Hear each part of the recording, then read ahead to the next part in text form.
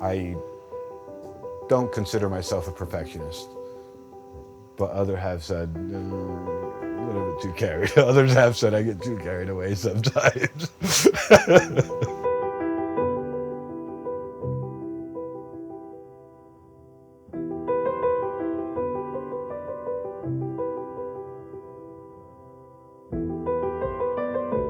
My name is Hiram Quintana, Chef Hiram Quintana. I've been in the culinary business now for almost 30 years. This whole chef experience and this whole cooking thing has been with me all my life. But I wouldn't say that, oh, the passion just jumped in right then and there.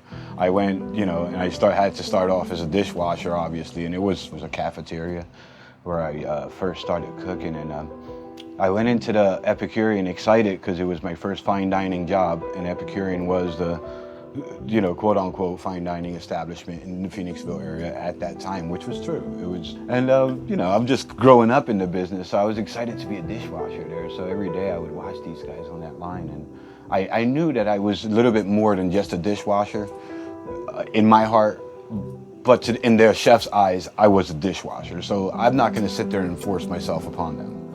I'd rather learn with my structured categories. So I'll work myself in any environment, and I'll start from there and just see how I progress. So that's basically how I took it in stride.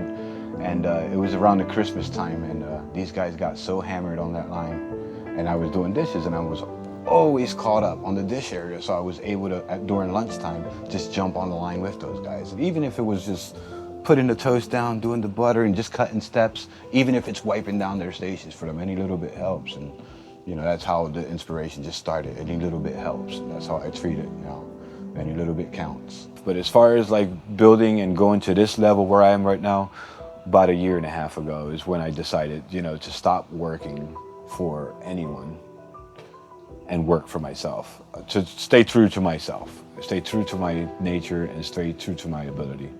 So whatever I learn is for the progression of myself and all of the others around me. I'm just basically a gypsy competition chef. Basically, food sport is just a camaraderie of chefs. It's like a brotherhood of chefs. And these guys meet, some guys meet once a year, some guys 5 a year, some guys as much as 30 times a year, and we compete at a professional level. I like the edge of helping others. I worked with multiple chefs in the sport, and when they go into competition, what I like to do is just come in from underneath and just help fill that void that some of these guys have. You got multiple guys with some great talent. So that's kind of like the mindset of a chef going into the food sport, because then you have to put that aside and also work with what your passion is, which mine is the farm to table concepts and the stuff like that. And how can I bring the local community, the local economy into food sport? That's where my gap is right there. As a chef, one of the, a big percentage of being a chef, a lot of time is spent sourcing.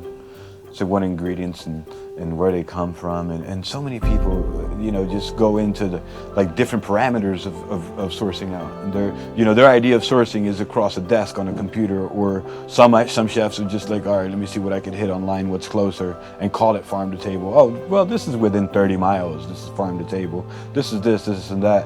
But I think that it has I know it has a lot to do with my style of food, and my style of execution is researching the ingredient. And I'll research the area, research the craft, research the farmers, and really research the ingredient, where it comes from, whether it's true to its form, whether, there's pesticides being sprayed on it, whether there's, whatever's happening there is going to end up on your plate. So I kind of like to study into the area and see who's staying true to their natural colors and work with the local farmers. I never know the outcome until it's done. I can't sit there and tell you, oh, it's going to be this, and that, because I'm going to cheat myself out of creativity. So I just stay in front of it and I make it true to its form. Because if you want to be the best, you have to obviously study your trade. Like, you can't just put yourself in a Russian roulette of ordering from some of these purveyors with some of the product that's coming in, some of the practices that are being held, some of these farms around here are so beautiful. You have everything at your disposal. How do you not want to be exposed to something like that? So that's why you want to come in, expose yourself into the community, and then use that into your cuisine, into your structure, into what you want to do, if you want to stay true to form. It all goes back to less is more for me, If you want to sit there and buy, you know, ingredients that have the pesticides and have the things going on and stuff like that, and work yourself into the processes of cooking it, so be it. That's your choice. But I prefer fresh, natural, and just 100% to the quality that I like it. The taste itself is going to be the flavor. Everything comes through nourishment. You know, food is nourishment. And to be a creator of nourishment is like, that's the way I consider it. It's not all about just carrying the card of being a chef and wearing the hat. It's all about the nourishment and how many different ways you can use it to nourish people and to make them happy. So that's what life's about, right? The pursuit of happiness, right? You would have to say. When you start cooking and you know that the outcome is going to create happiness in what you do, and that's where the love and the passion kind of starts to take over. The cuisine is all in your heart, you know what I mean? You can't just follow the recipe. If you're following the recipe, you're following the book. Now, if you're reading the recipe and recreating, that's where, you know, that's where the fun begins and everything starts and the passion starts to kick into the dish, and you're able to use and humble yourself to different ingredients.